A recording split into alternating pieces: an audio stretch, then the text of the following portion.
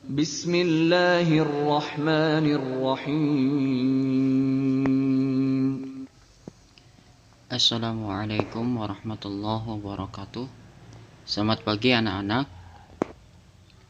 Mari kita lanjutkan pembelajaran kedua, yaitu pelajaran Al-Quran Hadis.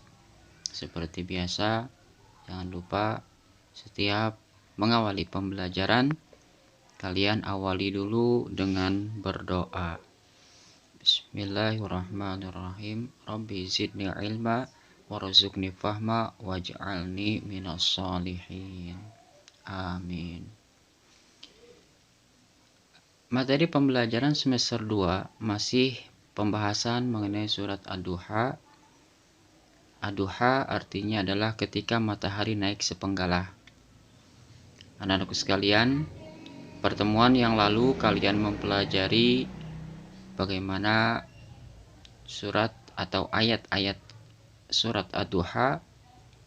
Kemudian kalian mencoba menulisnya, menghafalnya, dan mungkin sebagian di antara kalian sudah ada yang menyetorkan hafalan dan tugas catatan atau tulisan surat Ad-Duha-nya.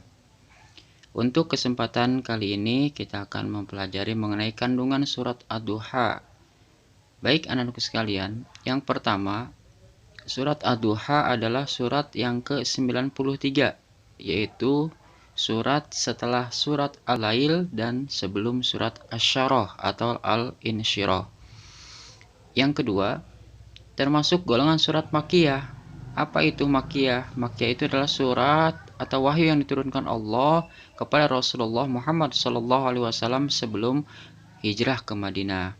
Yang ketiga, surat Ad-Duha terdiri dari 11 ayat. Nama Ad-Duha diambil dari ayat paling pertama yang artinya ketika matahari naik sepenggalah. Yang keempat, turunnya surat Ad-Duha ini merupakan berita yang menggembirakan bagi Nabi Muhammad SAW yang sebelumnya sedang dirundung duka.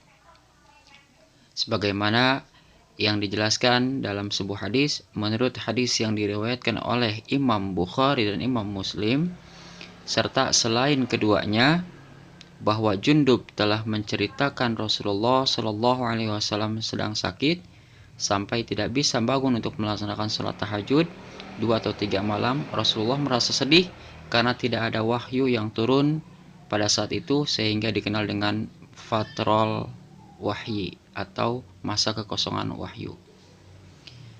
Anak-anakku sekalian, Rasulullah diejek oleh seorang perempuan kafir Quraisy. Istri dari siapa? Istri dari Abu Lahab, dengan mengatakan, "Wahai Muhammad, sesungguhnya aku mengharapkan kalau syaitan di sini yang dimaksudkan oleh perempuan yang kafir itu adalah Jibril, itu telah meninggalkanmu, dan aku tidak melihatnya lagi di dekatmu semenjak 2 atau 3 malam." Nah, salah satu asbabun nuzul dari Rasulullah diejek oleh seorang perempuan kafir, istri Abu Lahab, dengan mengatakan, "Wahai Muhammad, sesungguhnya aku mengharap kalau syaitanmu itu telah meninggalkanmu, dan aku tidak melihatnya lagi di dekatmu semenjak 2 atau 3 malam." Maka Allah menurunkan surat Ad-Duha ayat 1 sampai 3. Wad-duha walaili idza saja ma wadda'aka rabbuka wa ma qala. Anak-anakku sekalian, adapun arti daripada hadis yang tadi lafadznya di awal, artinya di sini dijelaskan ya, silahkan kalian baca sendiri. Kita lanjut saja ke isi kandungan surat Ad-Duha ayat per ayat. Nah, di sini ayat yang pertama dan yang kedua, Allah bersumpah menggunakan dua waktu, yaitu waktu duha dan waktu malam. Kenapa waktu duha? Karena waktu duha atau waktu matahari sepenggalah naik atau waktu pagi hari merupakan waktu yang sangat sejuk. Badan masih segar bugar karena habis bangun tidur. Pagi hari merupakan waktu di mana manusia mulai beraktivitas. Sedangkan waktu malam hari merupakan waktunya manusia beristirahat. Malam hari merupakan gambaran suasana yang tenang. Oleh karena itu anak-anak sekalian, ya, jadikan pagi atau siang untuk kita beraktivitas. Kalian melakukan ini, melakukan itu, silahkan yang baik-baik. Dan jadikan malam itu untuk beristirahat, ya. Kalian jangan banyak begadang, tetap jaga kondisi kesehatan, ya. Karena Allah memberikan malam untuk kita beristirahat, gitu ya. Kemudian isi kandungan daripada ayat yang berikutnya atau ayat yang ketiga memberikan jawaban bahwa Allah tidak meninggalkan dan membenci Nabi Muhammad. Ayat ini diturunkan setelah selang beberapa waktu, yaitu selama 15 hari wahyu tidak turun kepada Nabi Muhammad Shallallahu Alaihi Wasallam, sehingga orang kafir mengatakan, sesungguhnya Tuhanmu Muhammad telah meninggalkanmu dan membencimu. Ya, dengan ejekan orang kafir seperti itu, Allah menurunkan atau menjawab dengan ayat ketiga surat Ad-Duha, ma wadda'aka rabbuka wa ma qala. Allah tidak meninggalkanmu dan tidak pula membencimu, ya. Ayat yang keempatnya anak-anakku sekalian dan yang kelimanya, ayat yang keempat yang kelima, Allah memberikan kabar gembira kepada Nabi Muhammad SAW bahwasanya Allah akan memberikan kebahagiaan yang berlimpah ruah besok di akhirat, sehingga beliau puas dan bahagia. Walal akhiratu khairul laka minal ula. Ya. Kemudian anak-anak sekalian, ayat yang ke-6, isi kandungan ayat yang ke-6 adalah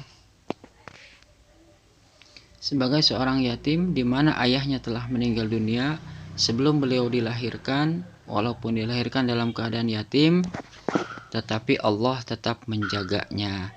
Ayat yang ke-7, sebagai seorang yang bingung mengenai syariat yang harus dijalankan, karena pada waktu itu bangsa Arab peradabannya kurang baik, akhlaknya kurang baik, atau akhlaknya rendah, Allah yang menunjukinya ke jalan kebenaran.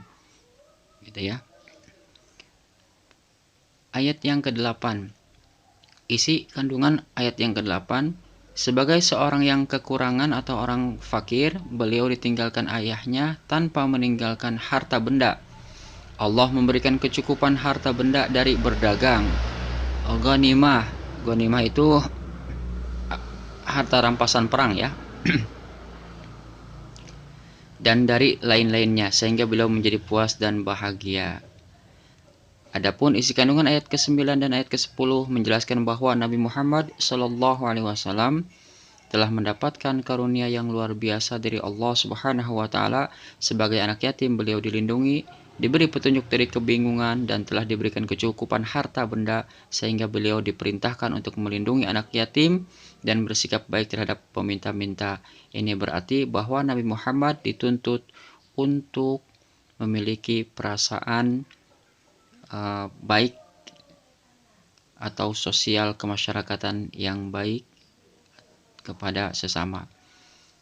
Kemudian ayat yang ke-11, Allah menegaskan kepada Nabi Muhammad SAW untuk mensyukuri nikmat Allah yang luar biasa.